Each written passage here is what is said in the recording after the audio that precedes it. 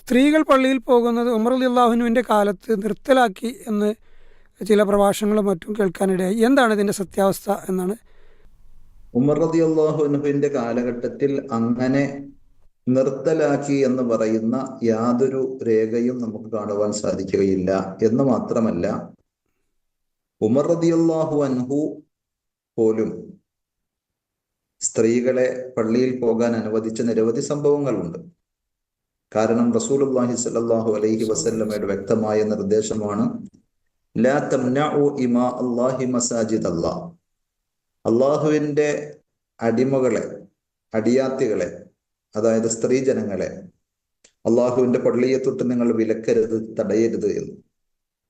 ഉമർ റളിയല്ലാഹു അൻഹുവിന് വ്യക്തിപരമായി തന്റെ ഭാര്യ, അതേപോലെ പൊതുവെ പെണ്ണുങ്ങൾ പള്ളിയിൽ പോകുന്നതിനോട് യോജിപ്പില്ല, താല്പര്യമില്ല. അപ്പോ ഉമർ റളിയല്ലാഹു അൻഹുവിന്റെ ഭാര്യയോട്, അവരെന്നിട്ടും പള്ളിയിൽ പോകുന്നുണ്ട്, അവരോട് ഇതേ കാര്യം ചോദിക്കുന്നു. നിങ്ങളുടെ ഭർത്താവ് ഉമറിന് നിങ്ങൾ പള്ളിയിൽ പോയി ജമാഅത്ത് ജുമുഅകളിലൊക്കെ പങ്കെടുക്കുന്നത് താല്പര്യമില്ല, ഇഷ്ടമില്ല എന്ന് നിങ്ങൾ അറിഞ്ഞിട്ടും എന്തുകൊണ്ട് നിങ്ങൾ പള്ളിയിൽ പോകുന്നു എന്ന് ചോദിച്ചപ്പോ മഹദി തിരിച്ചു ചോദിച്ചത്, എന്നാൽ എന്തുകൊണ്ട് അവരെന്നെ തടയുന്നില്ല എന്നാണ്. അപ്പൊ യംനഉനി ഖൗലുർ റസൂൽ, ഉമർ റളിയല്ലാഹു അൻഹു അതിനുള്ള മറുപടി നൽകിയത്, അള്ളാഹുവിന്റെ റസൂൽ സല്ലല്ലാഹു അലൈഹി വസല്ലം പറഞ്ഞ വാക്കുകളാണ് എനിക്കതിന് തടസ്സം. ലാ തംനഉ ഇമാ അല്ലാഹി മസാജിദ് അല്ലാഹ്.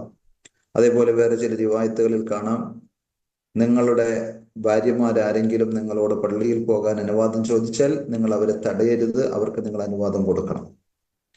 അപ്പോ സ്ത്രീകൾക്ക് പൊതുവിൽ വീട്ടിൽ ആണ് അവരുടെ ഉത്തരവാദിത്തങ്ങളും പ്രവൃത്തികളും കൂടുതൽ നിർവഹിക്കാനുള്ളത് എന്നുള്ളത് കൊണ്ടും ഇസ്ലാം പുരുഷന്മാരെ പോലെ നിർബന്ധമായി പെണ്ണുങ്ങൾ പള്ളിയിൽ പോയി ജമാഅത്ത് നമസ്കാരത്തിൽ അല്ലെങ്കിൽ ജുമുഅയിൽ പങ്കെടുക്കണമെന്ന് നിഷ്കർഷിച്ചിട്ടില്ല.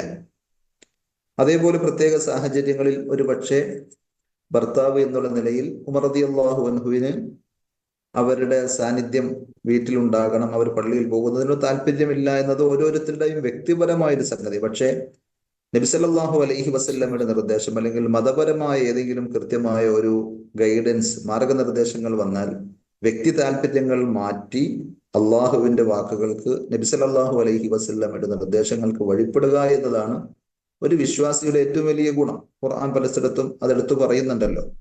സൂറത്തുൽ അഹ്സാബിൽ നമുക്ക് കാണാം 36-ാമത്തെ ആയത്തിൽ, വമാ കാന ലിമുഅ്മിനിൻ വലാ മുഅ്മിനത്തിൻ ഇദാ ഖലല്ലാഹു വറസൂലുഹു അംറൻ അൻ യകൂന ലഹുമുൽ ഖിയറതു മിൻ അംരിഹി.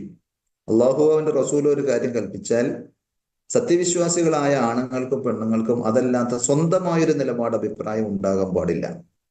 അതേപോലെ ഫലാ വറബ്ബിക ലാ യുഅ്മിനൂന ഹത്താ യുഹക്കിമൂക ഫീമാ ശജറ ബൈനഹും സുമ്മ ലാ യജിദൂ ഫീ അൻഫുസിഹിം ഹറജൻ മിമ്മാ ഖളൈത വയുസല്ലിമൂ തസ്ലീമാ. പ്രവാചകരെ താങ്കളെ വിധികർത്താവായി അംഗീകരിക്കുകയും താങ്കൾ പറഞ്ഞ വിധിയിൽ പൂർണ്ണമായി തൃപ്തിയോടെ കീഴ്പ്പെടുകയും ചെയ്യുന്നത് വരെ നിന്റെ റബ്ബ് തന്നെയാണ് സത്യം, അവർ യഥാർത്ഥ വിശ്വാസികളാവുകയില്ല എന്ന്. അപ്പോ ഉമർ ഇബ്നുൽ ഖത്താബ് റളിയല്ലാഹു അൻഹു ആ ക്വാളിറ്റി കീപ്പ് ചെയ്തു. ആ ഒരു മാന്യതയും ആ ഒരു ഗുണവും പുലർത്തി ജീവിച്ച ആളാണ് എന്നത് വളരെ വ്യക്തമായി നമുക്ക് കാണാൻ കഴിയും. ഉമർ റളിയല്ലാഹു അൻഹു ഒരിക്കലും സ്ത്രീകൾ പള്ളിയിൽ പോകുന്നത് വിലക്കുകയോ തടഞ്ഞുകൊണ്ടുള്ള ഉത്തരവിറക്കുകയോ ഒന്നും ചെയ്തിട്ടില്ല എന്നത് നമുക്ക് വ്യക്തമായി മനസ്സിലാക്കാൻ പറ്റും. സ്വഹീഹുൽ ബുഖാരിയിൽ അടക്കമുള്ള റിവായത്തുകളാണ് നമ്മൾ കേട്ടത്. തന്റെ ഭാര്യയെ അടക്കം ഉമർ റളിയല്ലാഹു അൻഹു എന്ത് ചെയ്തിട്ടില്ല, പള്ളിയിൽ പോകാൻ പാടില്ല എന്ന് പറഞ്ഞ് വിലക്കിയിട്ടില്ല.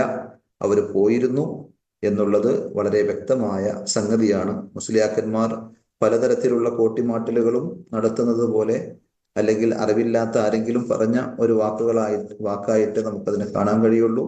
ഉമർ റളിയല്ലാഹു അൻഹു ഒരിക്കലും സ്ത്രീകളെ പള്ളിയിൽ നിന്ന് തടഞ്ഞിട്ടില്ല.